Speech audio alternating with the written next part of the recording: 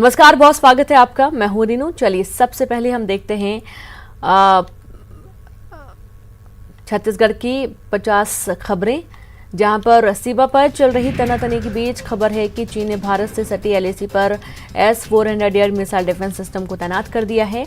और आपको बता दें कि हाल ही में रक्षा मंत्री राजनाथ सिंह ने अपने मास्को दौरे के दौरान रूस से जल्द S-400 मिसाइल सिस्टम को डिलीवरी करने का आग्रह किया था। आज से अनलॉक 2 की शुरुआत हो गई है और इसको लेकर जारी नई गाइडलाइन 31 जुलाई तक प्रभावी रहेगी। अनलॉक 2 में स्कूल कॉलेज नहीं खुलेंगे। मेट्रो, जिम, थिएटर के लिए भी अभी इंतजार करना होगा। अनलॉक 2 से ठीक पहले देश को अपने संबोधन में पीएम ने गरीब कल्याण अन्न योजना को 5 महीने तक बढ़ाने का ऐलान किया। अब ये योजना नवंबर तक लागू रहेगी।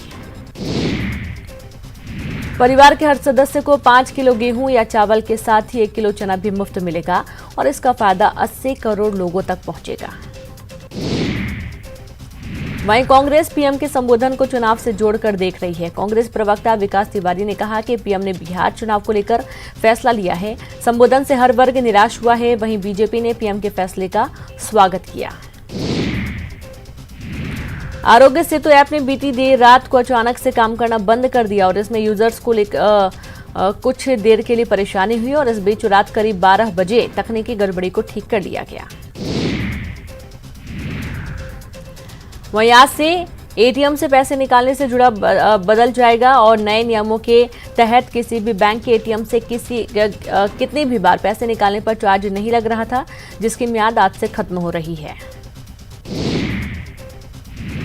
भूपेश बघेल सरकार ने बड़ा फैसला लेते हुए यात्री बस संचालकों को बड़ी राहत दी है। सरकार ने जून महीने के मासिक कर में छूट दी है और इस छूट से बस संचालकों को 5 करोड़ रुपए का लाभ होगा।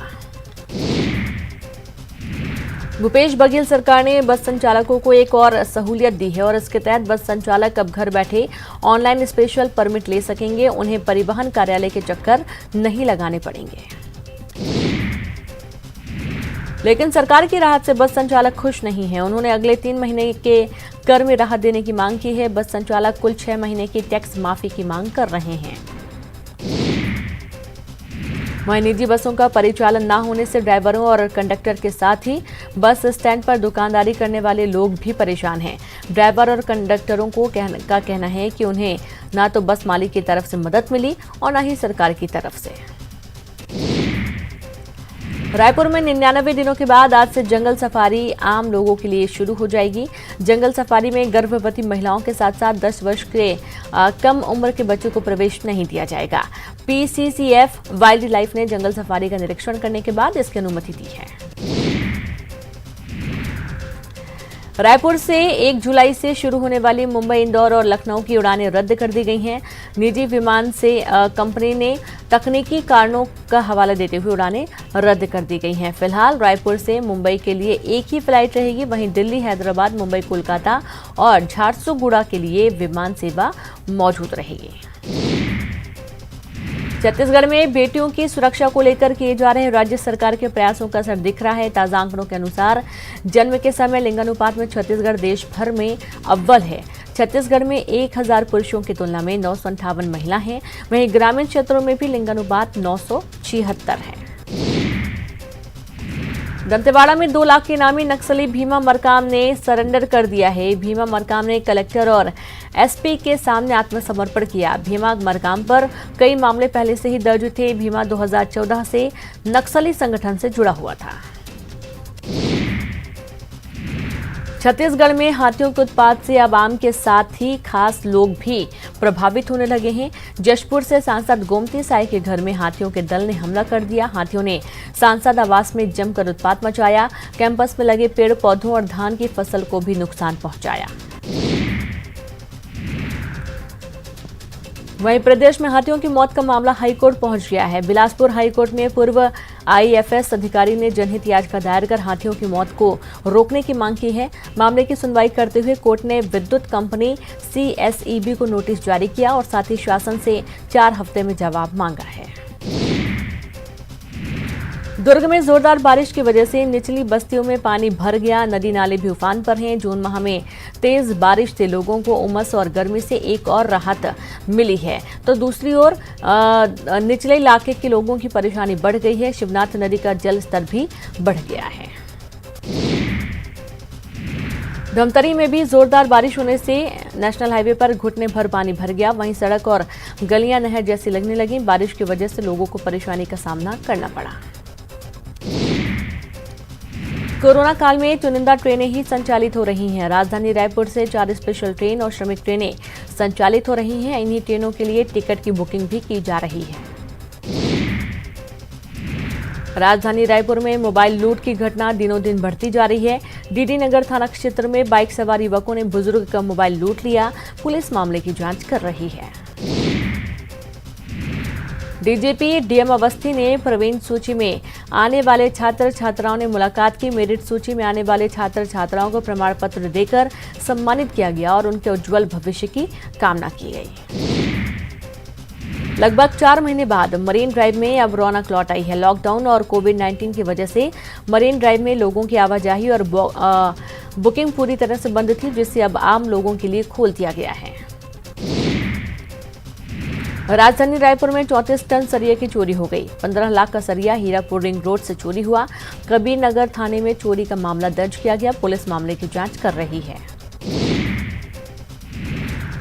रायपुर में कोरोना के सभी रिकॉर्ड टूट गए। मंगलवार को 49 मरीज एक साथ मिले और इस तरह रायपुर में कोरोना के मरीजों की संख्या 270 से बढ़कर 319 हो गई।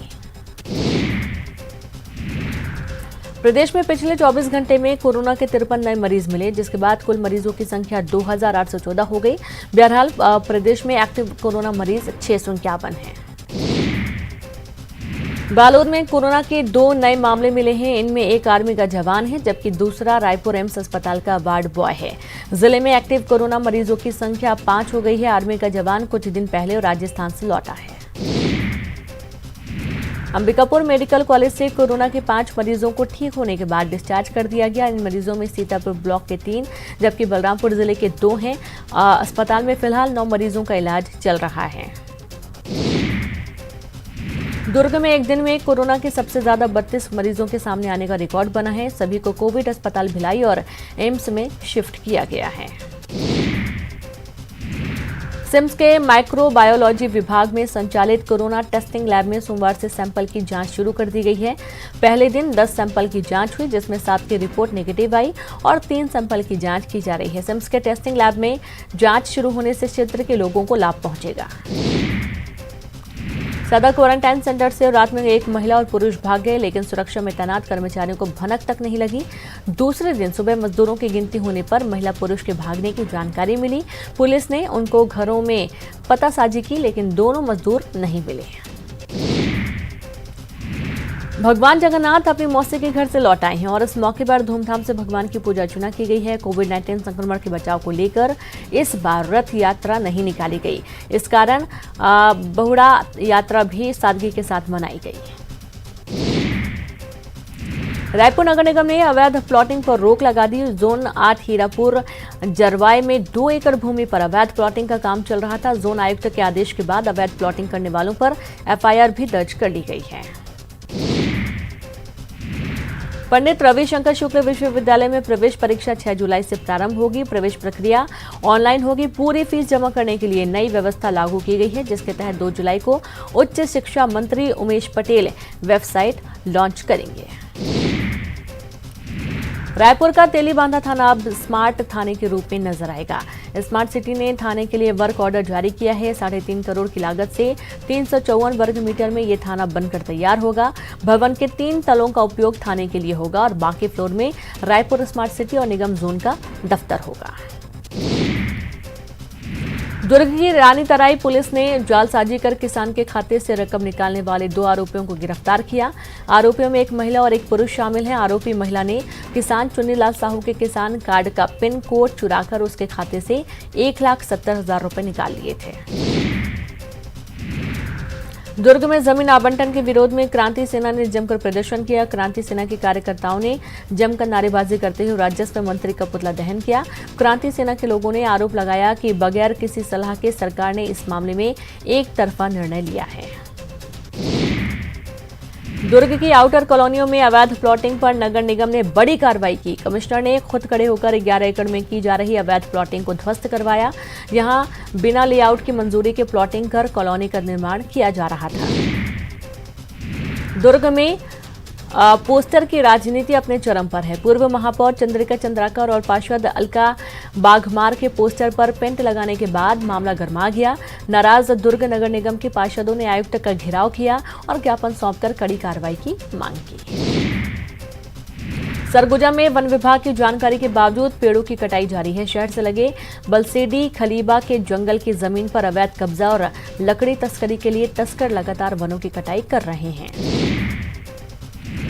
अंबिकापुर में लखनपुर के जूनाडीह आईटीआई क्वारंटाइन सेंटर से 2 युवक फरार होने के प्रयास में घायल हो गए।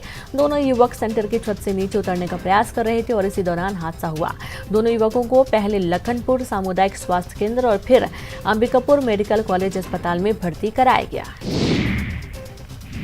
महासमुंद में पुलिस ने 5 लाख रुपए से ज्यादा की अवैध शराब जब्त की है। यह शराब 2 कारों से बरामद हुई है। शराब को मध्य प्रदेश में बनाया गया था और इसे छत्तीसगढ़ में खपाने की तैयारी चल रही थी। गरियाबंद में तेंदुए की खाल के साथ एक व्यक्ति को गिरफ्तार कर लिया गया। मुखबिर की सूचना पर शोभा पुलिस ने शुक्ला भाटा गांव के पास से आरोपी को गिरफ्तार कर लिया। आरोपी ओडिशा के रायगढ़ का रहने वाला है। एसपी ने पुलिस टीम को नगद पुरस्कार से सम्मानित किया। अंबिकापुर में एनएसयूआई ने पेट्रोल डीजल के बढ़े दामों को लेकर केंद्र सरकार के खिलाफ प्रदर्शन किया।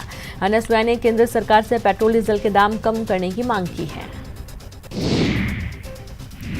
राजनांदगांव जिला प्रशासन की कार्यशैली सवालों के घेरे में है। प्रशासन ने एक परिवार की शादी रुकवा दी, जबकि एक आलीशान होटल में 2 शादियों की अनुमति थी। 12वीं परीक्षा की मेरिट में 7वां स्थान हासिल करने वाली बालको नगर की छात्रा फरहीन कुरैशी का सम्मान किया गया। छत्तीसगढ़ राज्य वक्फ बोर्ड और सुन्नी मुस्लिम जमात ने कुरैशी का सम्मान किया। इस मौके पर जमात की ओर से फरहीन को प्रोत्साहन राशि भी दी गई। छत्तीसगढ़ हाईकोर्ट से आईएएस अनिल टुटेजा को मिली अंतिम राहत जारी रहेगी। 18 मार्च को कोर्ट ने टुटेजा की जमानत याचिका को मंजूर कर लिया था। अब मामले की अगली सुनवाई 6 जुलाई को होगी।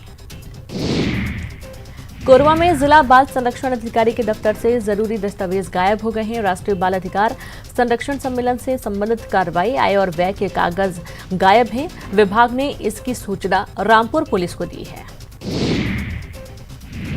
कोरबा के मानिकपुर चौकी थाना इलाके में एक युवक ने महिला को गर्भपात की दवा खिला दी। युवक ने सब्जी में गर्भपात की दवा मिला दी, जिसे खाने के बाद महिला की तबीयत खराब होने लगी। उसे आनंद फानन में अस्पताल में भर्ती कराया गया। फिलहाल महिला का इलाज चल रहा है। पुलिस आरोपी की तलाश में जुटी हुई है। देवशयनी एकादशी और चतुर्मास आज से शुरू हो रहा है और अधिक मास होने के कारण इस बार 148 दिन तक शुभ मुहूर्त नहीं रहेंगे। इस दौरान कोई भी शुभ मुहूर्त अशुभ काम नहीं किए जा सकेंगे। 25 नवंबर से विवाह गृह प्रवेश और दूसरे मांगलिक काम फिर से शुरू होंगे। और यहाँ पर एक छोटा सा ब्रेक लेंगे, जल्द हाजिर होंगे।